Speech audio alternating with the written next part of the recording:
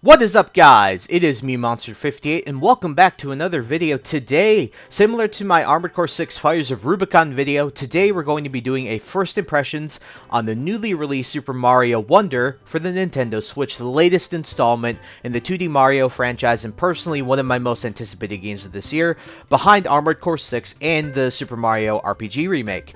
It's been a bit of fair time since we've gotten a 2D Mario game, so it was really nice to see. I know that when I saw the visuals for this game and the trailers, I was hooked, and so today we're going to be going over my current experience with the game. Few disclaimers: I'm not a 2D Mario player, let alone a 2D platformer player. In addition, I'm only going to be giving my first impressions up through World 1 and only World 1, and the footage will only be of World 1 stages. I feel as though that this is a good stopping point for a first impressions video, so like similar to my Armored Core 6 video, I only did up until the first chapter in the first impressions, so I feel that doing World 1 here is a good way of getting first impressions. So if you don't want any spoilers, period, I suggest you leave the video now and watch it after you've played World 1. But obviously if you don't care, then keep watching, and I would appreciate if you do. Also, I have not touched the online mode, so that will not be covered here. Lastly, I want this to foster some discussion, hopefully, so feel free to leave comments below about my thoughts, what you think about my thoughts, each other's thoughts overall, you know, anything about the game. I'd love to foster some good discussion for the new 2D Mario game. But also, since this is newly released, please try not to spoil others. Obviously, there's not too much to spoil, because there's not, in my opinion, an insane story, but yeah, just try not to spoil too many things for other people. So thank you in advance for that. And so with that out of the way, let's get into the meat of the video. So first things first, very similar to my Armored Core 6 video, let's start off with the good things, the pros. First off, the visuals and the sound. Can I say this game looks gorgeous? Because it does. From the stages, the power-ups, to the characters and the enemies, the backgrounds of the stages, and the environments in the foreground. There are so many vibrant colors and a variety of different environments in a given world. Each stage so far in World 1 has somehow adhered to the aesthetic of the world, which is called Pipe Rock Plateau, while still each course remains unique in and of itself as a standalone stage. The world map itself is also gorgeous and extremely pretty to look at, and the animations of the power-ups alone are a great small detail. They're each unique and represent the individual power-up in a cool way. So for example, when you turn into Fire Mario, there's like fireballs that kind of pop up in the back. Same thing with Elephant Mario, you get like the elephant head and trunk that appear. Bubble Mario, also very similar in that way as well. And I feel as though that when you're at the top of the industry, the way to set your products and their services apart is in the minute details, and so Wonder has nailed this in my opinion in just the first world. Another example of this for the animations is like when you go into a pipe, Mario will like reach for his hat, and when you're like Elephant Mario and you're a bit thick and you're trying to get through a pipe, he'll like squeeze himself. It's really cool, and this obviously applies to all of the other characters, and that's really cool. In addition, as Nintendo usually is, they are sound and music making gods. The sound effects are crisp and clean, they sound great, no complaints so far at all.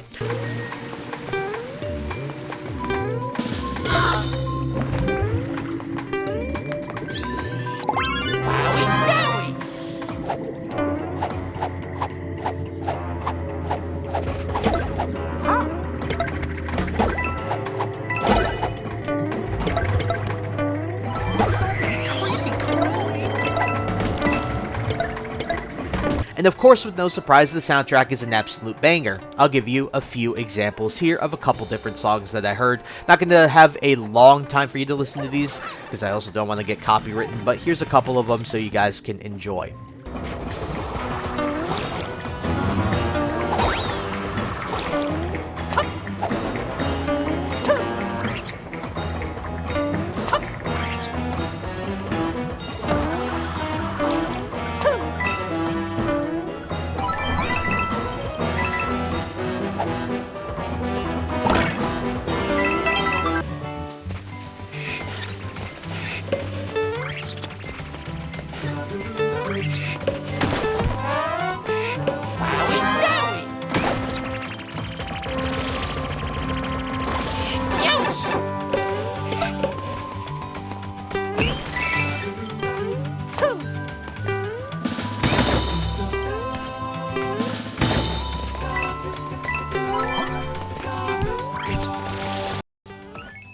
Overall, the soundtrack is well mixed, sounds great, and each song adheres to the stage. So from a visual and sound standpoint, this game checks all the boxes, and it only makes me want to play more. Moving on, we've got the gameplay. So when it comes to gameplay, it's still largely the same Mario formula we all know, but they found a way to make it more interesting, so let me explain. First off, there's a wide variety of stages. There are your regular levels, as per usual, but the difference here is that there are more interim stages. These include things like KO arenas, where you have to kill a certain amount of enemies in the shortest time possible. Another one of these is called Break Time, and in these stages, you get a variety of ways of collecting these flower coins in a given scenario. And the last type of stage I'll address is the badge challenges. So badges themselves are a new feature, and basically you can have one equipped at any time, but only one, but they add things like you get a wall jump where you can go straight up, or you have like a mini flutter jump, for example, or you have like this dolphin kick where you can go really fast for a burst of speed underwater. So these badge challenges are stages that you complete that are designed around said specific badge, and they're usually named after that badge. Now, not all badges have stage, which is a bit unfortunate, but the ones that do help break up that traditional Mario stage formula, and in fact, all of these do. And when it comes to the badges themselves, the badge challenges, they usually reward you with the badge at the end of the stage if you complete it. Now, if you have the badge, you don't get the badge, because guess what, you already have it, but at the end of the day, it's really nice that this is a option for, you know, breaking up the traditional formula. Plus, you don't lose lives if you die in the challenge stages, so just attempt them as much as you want, and you'll return to how you were. Like if you had a power-up, you'll return to how you were before you entered the stage itself. Now, badges themselves also add to both gameplay and replayability, since you can put on a badge that adheres to your playstyle or a badge that best fits the stage.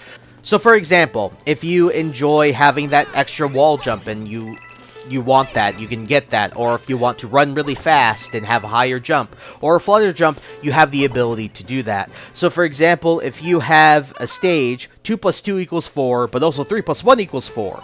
So there's one solution to completing a stage, but multiple ways of going about it, and I'm really glad that this game gives you the opportunity to do that. So another way that this happens is, so say you fail enough times on any given course, the game gives you a recommendation of what badge to use based on what badges you currently have.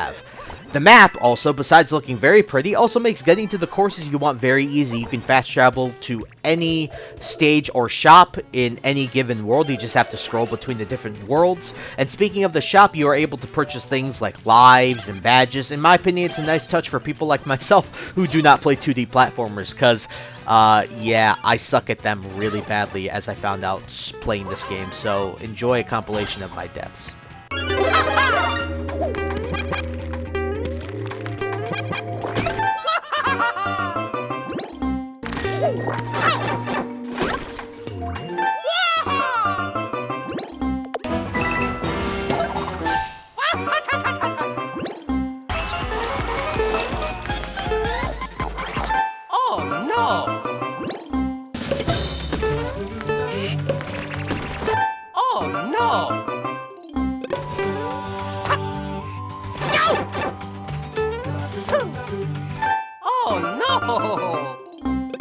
Finally, the last part of the gameplay I'll address is the Wonder Flower mechanic. It's really cool. Essentially, when you collect a Wonder Flower, anything can happen, and I mean literally anything. So like Mario or, you know, Party can ride on a pack of wild, raging bulls.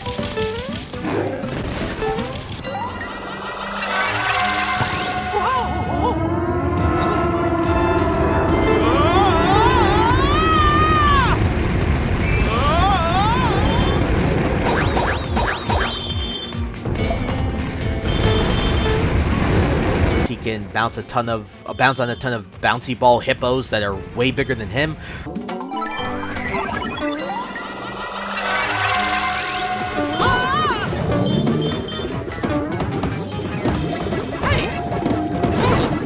What's happening? Hey! Yahoo! Hey! Oh! Hey! There's so many! Wonderful! Or even something like this.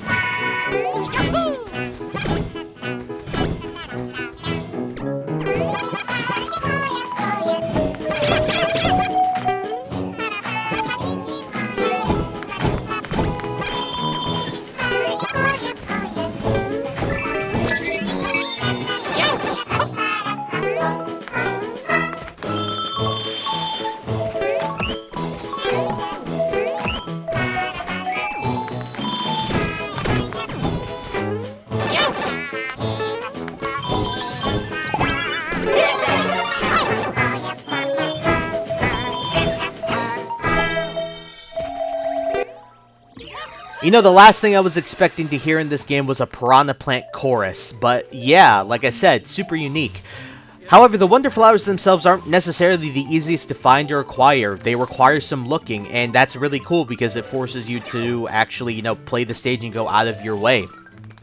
Like, for example, if you want 100% like I do, you'll have to complete not only the Wonder Flower part of the stage and collect the Wonder Seed at the end, but at the same time, you'll also usually have to complete, the stage normally to get the other Wonder Seed, because each stage has like a certain amount of Wonder Seeds that's in them, and so those are usually and generally the ways that you get Wonder Seeds is by completing the Wonder Flower part of the stage, as well as also completing the stage without collecting the Wonder Flower, and so that adds replayability and makes this game all the more unique. Finally, the last pro we'll talk about is the lack of bugs, slash being it a polished game. You know, I know this is sort of kind of weird, but I think we can all agree that it's nice to play a polished game. I hate having to say this as a major pro, but as we know, a lot of game releases these days kind of hinge upon the fact of whether a game is actually finished or not upon release. Cyberpunk. I'm just joking, but you guys get the point. Cyberpunk was an absolute mess on launch, but seemingly this one is finished. No bugs, frame drops, crashes, at least from what I've seen and what I've experienced, and it's just really nice to see.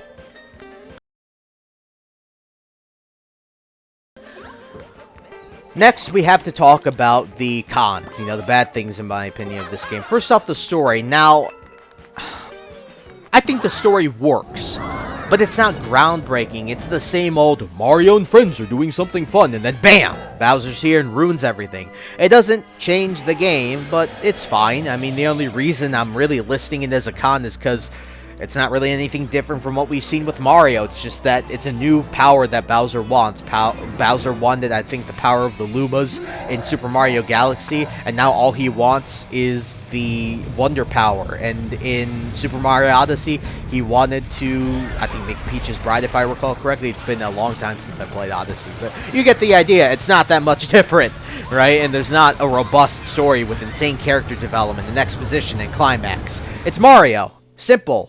Very easygoing. Last con I'll talk about is configurability for the controls specifically. I feel that this is also probably a byproduct of me sucking at 2D platformers because, as I stated, I don't play them.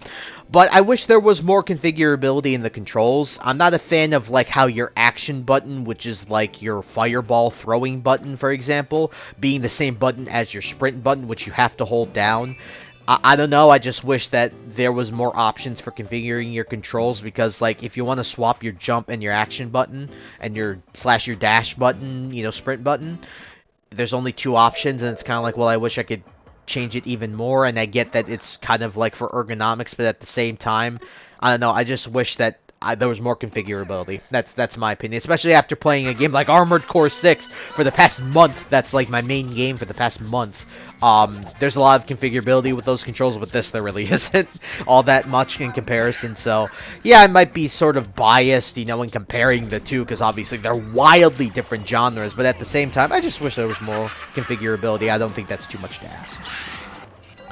So at the end of the day, what do I think of this game as from a first impression standpoint? It is great. It's amazing. Good visuals, good sound, fun gameplay that has variety beyond the typical Mario formula and encourages replayability, and a polished game that isn't a buggy or glitchy mess, despite the minor cons of the story, which isn't really a con, it's not different, as well as the lack of configurability with some of the controls.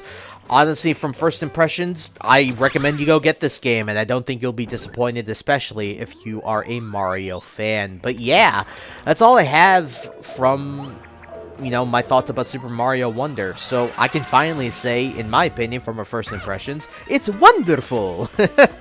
So thank you guys so much for taking the time to watch the video. Please like, comment, and rate and subscribe, and share this video with your friends. Also follow me on the socials that are linked in the description below. And with that, guys, I thank you again so much for taking the time to watch this video, and to catch you on the next one. I'll probably leave you guys with some more gameplay and stuff like that, just so you guys can enjoy more of this game and all of its glory.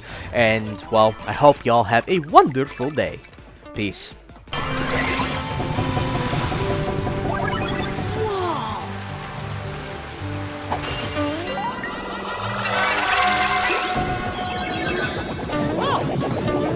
Whoa!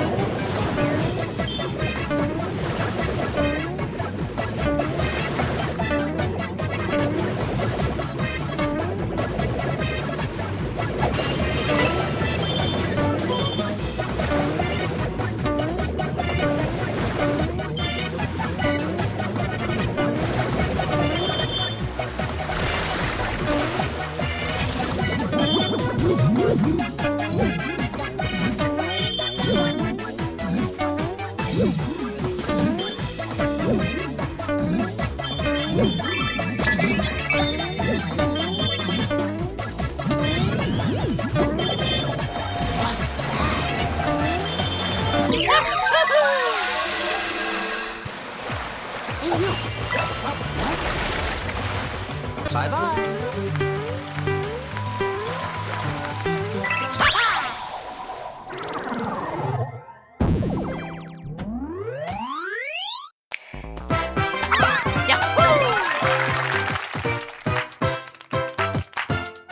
Bye-bye. High ambitions and the right mind.